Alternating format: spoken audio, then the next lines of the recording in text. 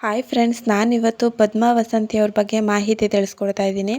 ಪದ್ಮಾ ವಸಂತಿಯವರು ಕನ್ನಡ ಚಿತ್ರರಂಗದ ಒಬ್ಬ ಅತ್ಯಂತ ಪ್ರಸಿದ್ಧ ಹಿರಿಯ ಪೋಷಕ ನಟಿ ಅಂತಲೇ ಹೇಳ್ಬೋದು, ಹಾಗೂ ಮಾಜಿ ನಾಯಕಿ ಅಂತಲೇ ಹೇಳ್ಬೋದು. ಸ್ಯಾಂಡಲ್ವುಡ್ನ ಪ್ರಸಿದ್ಧ ನಿರ್ದೇಶಕ ಪುಟ್ಟಣ್ಣ ಕಣಗಾಲ್ ಅವರ ಮಾನಸ ಸರೋವರ ಚಿತ್ರದ ಮೂಲಕ ಇವರು 1982ರಲ್ಲಿ ಬೆಳ್ಳಿತೆರೆಗೆ ಪಾದಾರ್ಪಣೆ ಮಾಡ್ತಾರೆ.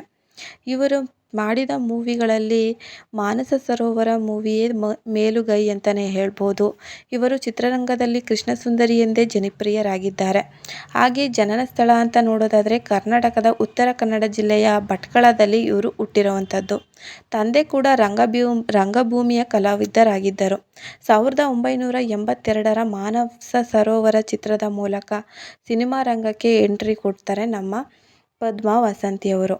ಇವರ ಮೊದಲ ಚಿತ್ರ ಆದಂತಹ ಮಾನಸ ಸರೋವರ ನಟನೆಗೆ ಇವರಿಗೆ ಅತ್ಯುತ್ತಮ ನಟಿ ಪ್ರಶಸ್ತಿ ಕೂಡ ಸಿಕ್ಕಿದೆ. ಹಾಗೆ ಕರ್ನಾಟಕ ರಾಜ್ಯ ಚಲನಚಿತ್ರದಿಂದ ಈ ಒಂದು ಪ್ರಶಸ್ತಿ ಸಿಕ್ತು ಅಂತಲೇ ಹೇಳ್ಬೋದು ನಮ್ಮ ಪದ್ಮಾ ಅಮ್ಮ ಅವ್ರಿಗೆ. ಹಾಗೆ ಪದ್ಮಾ ಅವರು ಮಾಡಿರುವಂತಹ ಮೂವಿಗಳು ಅಂತ ನೋಡೋದಾದರೆ ಇವರು 130ಕ್ಕೂ ಹೆಚ್ಚು ಚಿತ್ರಗಳಲ್ಲಿ ವೈವಿಧ್ಯಮಯ ಪಾತ್ರಗಳಲ್ಲಿ ನಟಿಸಿರುವಂತಹ ನಟಿ. ಹಾಗೆಯೇ ಮಾನಸ ಸರೋವರ 1982ರಲ್ಲಿ ರಿಲೀಸ್ ಆದಂತಹ ಮೂವಿ. ಹಾಗೆ ಬೆಟ್ಟದ ಹೂವಲ್ಲೂ ಕೂಡ ಇವರು ಪುನೀತ್ ರಾಜ್ಕುಮಾರ್ ಅವ್ರಿಗೆ ತಾಯಿ ಕ್ಯಾರೆಕ್ಟರಲ್ಲಿ ಕಾಣಿಸ್ಕೊಳ್ತಾರೆ. ಆ ಒಂದು ಮೂವಿ 1985ರಲ್ಲಿ ರಿಲೀಸ್ ಆಗುತ್ತೆ. ಹಾಗೆ ಕರ್ಪೂರದ ಗೊಂಬೆ 2000 ಇಸ್ವಿಲಿ ರಿಲೀಸ್ ಆಗುತ್ತೆ. ಹಾಗೆ ಅಂಜಲಿ ಗೀತಾಂಜಲಿ 2001ರಲ್ಲಿ. ಹಾಗೆ ರಾಮ್ ಅನ್ನೋ ಮೂವಿಲಿ ಕೂಡ ಇವರು ಅತ್ಯುತ್ತಮ ನಟನೆ ಮಾಡಿದ್ದಾರೆ ಅಂತಲೇ ಹೇಳ್ಬೋದು.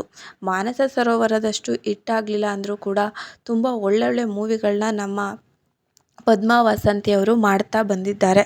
ಅವರ ಪಾತ್ರ ಅಂತೂ ತುಂಬಾ ಸೂಪರ್ ಡೂಪರ್ ಆಗಿತ್ತು ಮಾನಸ ಸರೋವರದಲ್ಲಿ. ಹಾಗೆ ಅಮೃತ ಗಳಿಗೆಯಲ್ಲೂ ಕೂಡ ನಮ್ಮ ಶ್ರೀಧರ್ ಅವ್ರ ಜೊತೆ ಆ್ಯಕ್ಟ್ ಮಾಡಿದ್ದಾರೆ ನಮ್ಮ ಪದ್ಮಾ ವಸಂತಿಯವರು. ಹಾಗೆಯೇ ನೆಕ್ಸ್ಟ್ ಮೂವಿ ನೋಡೋದಾದರೆ ಛಲಗಾರ ಅನ್ನೋ ಮೂವಿಲಿ ಒಂದು ಹುಡುಗನ ಕ್ಯಾರೆಕ್ಟರ್ಗೆ ತಾಯಿಯಾಗಿ ನಟಿಸ್ತಾರೆ. ಮತ್ತು ಅಮೃತ ಗಳಿಗೆಯಲ್ಲೂ ಕೂಡ ಇವರ ನಟನೆಯನ್ನು ನೋಡಬಹುದು. ಹಾಗೆಯೇ ಪದ್ಮಾ ವಸಂತಿಯವರಿಗೆ ತವರಿಗೆ ಬಾ ತಂಗಿ ಅನ್ನೋ ಚಿತ್ರದ ಮೂಲಕ ಇವರು ತಾಯಿ ಪಾತ್ರಕ್ಕೆ ಎಂಟ್ರಿ ತಗೊಳ್ತಾರೆ. ಅದೇ ಮೊದಲು ಇವರು ತಾಯಿ ಪಾತ್ರವನ್ನು ನಿರ್ವಹಿಸಿರ್ತಾರೆ. ಹಾಗೆ ಪದ್ಮಾ ವಸಂತಿಯವರು ಸಕ್ರಿಯರಾಗಿರುವಂಥದ್ದು ಈಗಲೂ ಕೂಡ ಕಿರುತೆರೆಯಲ್ಲಿ ಸಕ್ರಿಯರಾಗಿದ್ದಾರೆ ಅಂತಲೇ ಹೇಳ್ಬೋದು. ಯಾಕೆಂದರೆ ತುಂಬ ಧಾರಾವಾಹಿಗಳಲ್ಲಿ ಇವರ ನಟನೆಯನ್ನು ನೋಡ್ಬೋದು. ಹಾಗೆ ಕಮಲಿ ಧಾರಾವಾಹಿಯಲ್ಲಿ ಇವರು ಮಾಡಿದಂತಹ ಆ ಒಂದು ಅಜ್ಜಿ ಪಾತ್ರ ಏನಿದೆ ಈಗಲೂ ಕೂಡ ಚಿರಸ್ಮರಣೀಯ ಅಂತಲೇ ಹೇಳ್ಬೋದು. ಆ ಒಂದು ಧಾರಾವಾಹಿಯಲ್ಲೂ ಕೂಡ ಇವರು ನಟಿಸಿದ್ದಾರೆ.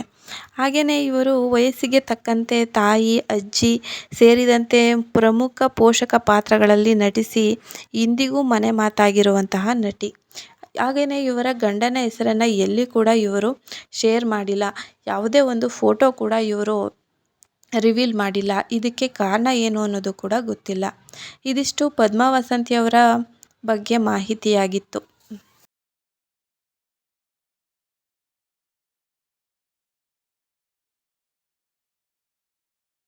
ಈ ವಿಡಿಯೋ ಏನಾದರೂ ಇಷ್ಟ ಆದರೆ ಲೈಕ್ ಕೊಡಿ, ಹಾಗೆ ಸಬ್ಸ್ಕ್ರೈಬ್ ಮಾಡ್ಕೊಳ್ಳೋದನ್ನು ಮರಿಬೇಡಿ. Thank you for the watching.